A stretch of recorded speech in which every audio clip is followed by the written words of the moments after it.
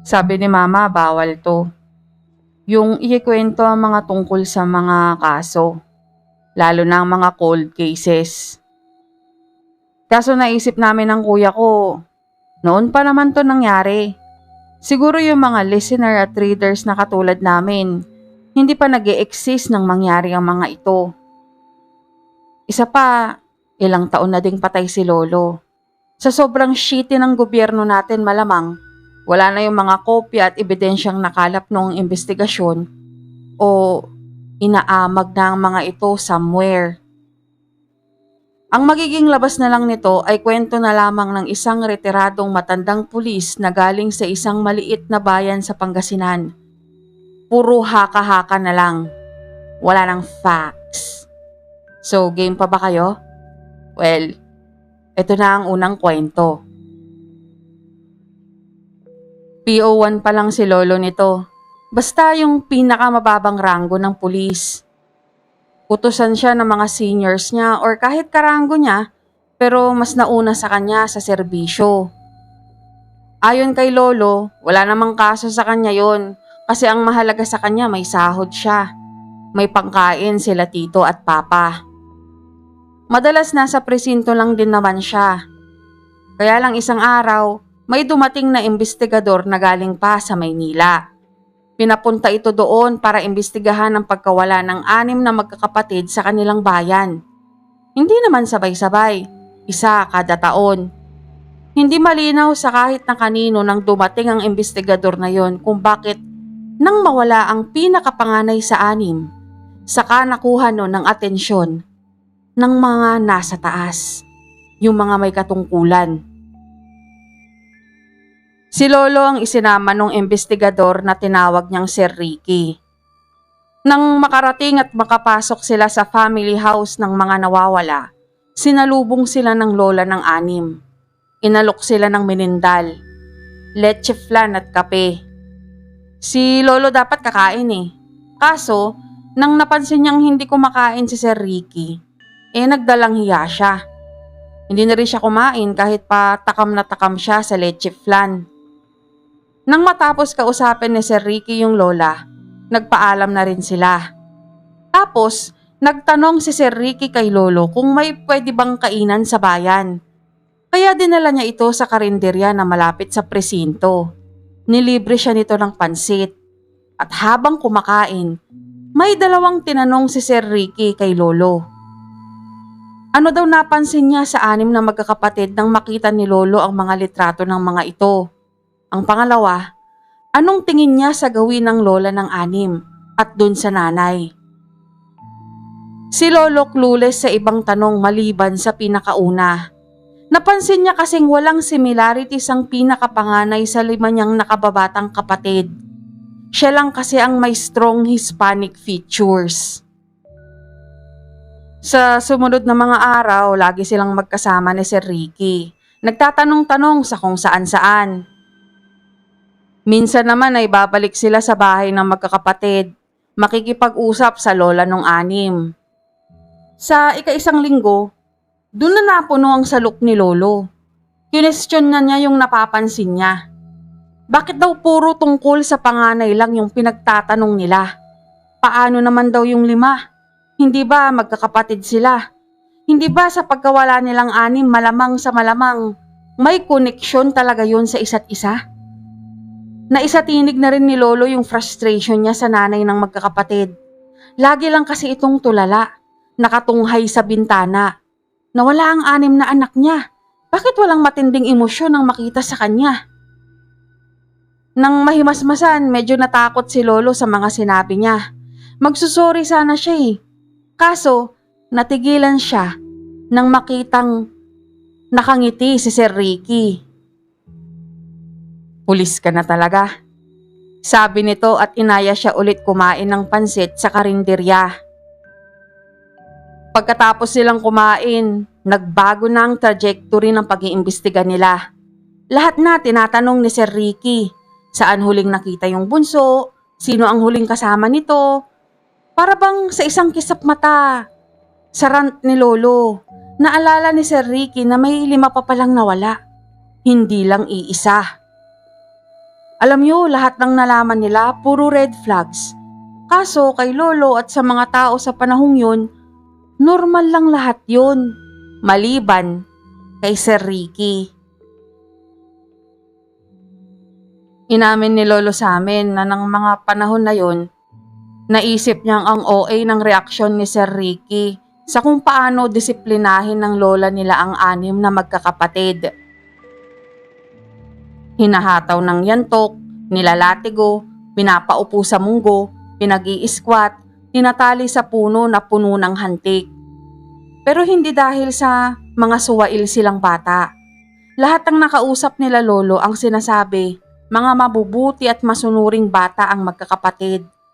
Sadyang ayaw lang talaga ng lola nila sa ingay at kalat. Pero may nagpataas ng kilay ni Lolo at yun ang talagang sinundan nilang lead. Doon talaga sila nagkasundo ni Sir Ricky. Yun na yung sinabi nung kamadyong nung lola nung 6 na tuwing Sabado, laging nagpapahatid sa anak niya yung maglolola sa manggahan na malapit. Yung manggahan na yun, sa gitna nun ay may bahay kubo na malaki. Sa may-ari yun ng manggahan na kaibigan ng lola. Tuwing Sabado, kasama niya ang 6 niyang apo at isa-isa niyang pinipresenta sa mga bisita. Siguro daw hindi bababa sa 4 na katao. Yung parang pinagmomodel niya ang mga bata. Pinalalakad niya sa harap ng mga bisita, pinapaikot-ikot. Tapos uuwi na. Ganun lang. Sa pagsunod nila sa lead na yun, may nalaman silang crucial information na may anak pang iba umano ang matandang babae. 3, 2 lalaki at 1 babae. Pero mula nang makagraduate yung 2 lalaki ng elementarya, hindi na sila muling nakita pa sa bayan. Yung babae naman, ilang taon pa. Tapos, bigla na lang din wala na. Kaso puta, ampun lang pala niya lahat ng mga sinabi niyang anak niya. Mga napulot niya sa kalsada. Kahit yung nanay ng 6 na nawawala na iniimbestigahan ni Sir Ricky, ampun niya. Wala siyang biological na anak. Wala din siyang asawa. Pamangkin niya mismo ang nagsabi sa amin nun. Dagdag ni Lolo. Tapos yung 6 na magkakapatid, hindi talaga magkakapatid. Inampon din nung matanda. Yung pinagpanggap niya ding nanay nila, yung tulala lang sa may bintana, ampon niya rin yun. Tandaan niyo yung detalyeng yan kasi mahalaga yan para mamaya. Nang malaman na nila lahat ng ito, pinagtapat na ni Sir Ricky yung dahilan kung bakit siya pinadala para imbestigahan ang pagkawala ng panganay sa 6. Dahil yung panganay, apo ng isang obispo. Nagkaanak ito habang nag-aaral pa lang sa pagpapari. Tapos yung anak niya nabuntis ng maaga. Tapos iniwan yung bata sa kumbento ng mga madre. Tapos naampon nung matandang babae. Kahit ganun ang nangyari, palihim niyang binabantayan ang paglaki ng apo niya.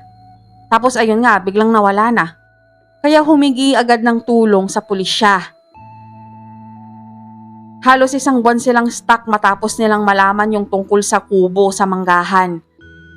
Akala nila wala na silang mahanap pang lead. Nawawalan na rin daw ng pag-asa noon si Sir Ricky.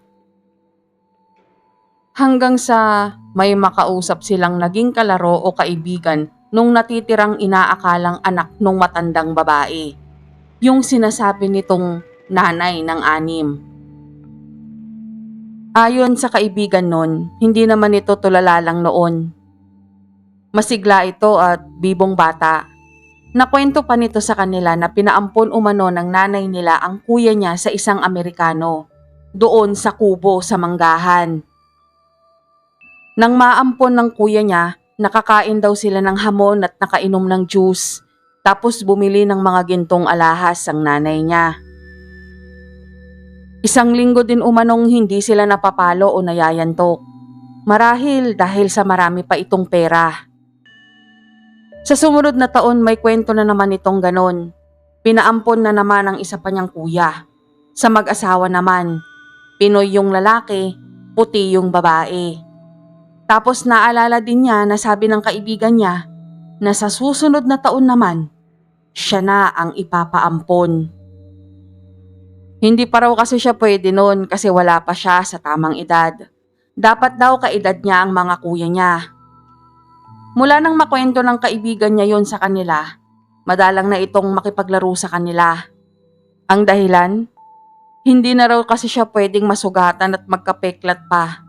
Yun daw kasi ang gusto ng mag-aampon sa kanya. Ang kaso isang araw, napilit nila siya. Dala na rin siguro na namimiss na nito ang paglalaro. Nahikayat siyang makipagtaguan. Sa puno siya nagtago, umakyat siya. Sa kasamaang palad, bumigay yung sanga at naunang bumagsak ang ulo niya.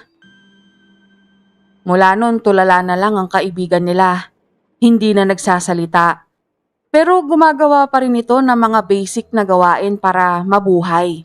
Pero pag inuutusan lang. Kumakain, naliligo, nagbabawas. Lahat yan nagagawa niyang mag-isa. Pero yung makikipag-usap, hindi na. At ang sumunod na nawala ay yung kapatid nitong babae.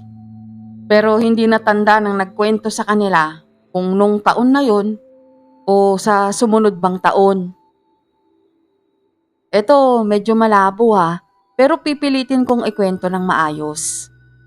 Nang i-relay ni Sir Ricky yung mga nalaman niya sa senior niya sa Maynila, 2 araw lang may dumating na kapwa niya investigador at may dalang warrant para dun sa may-ari ng manggahan.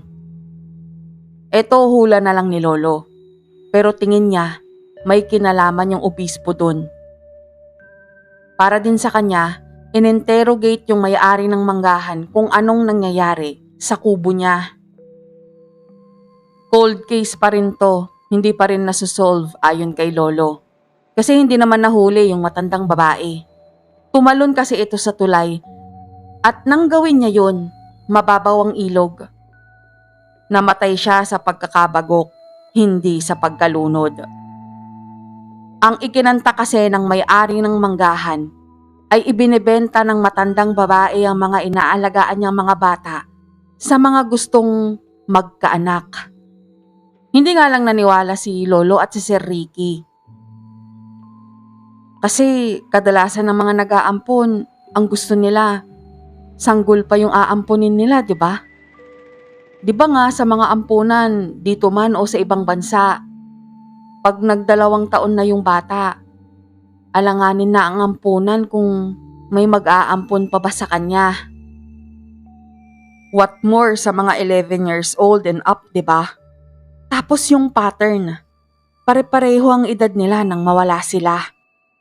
Ang naiba lang ay yung apo ng obispo. Pero ganun pa man, pare-pareho nang hinala si Lolo, Sir Ricky at yung 2 investigador na hindi inaampon yung mga bata, kundi ginagawa silang organ donor.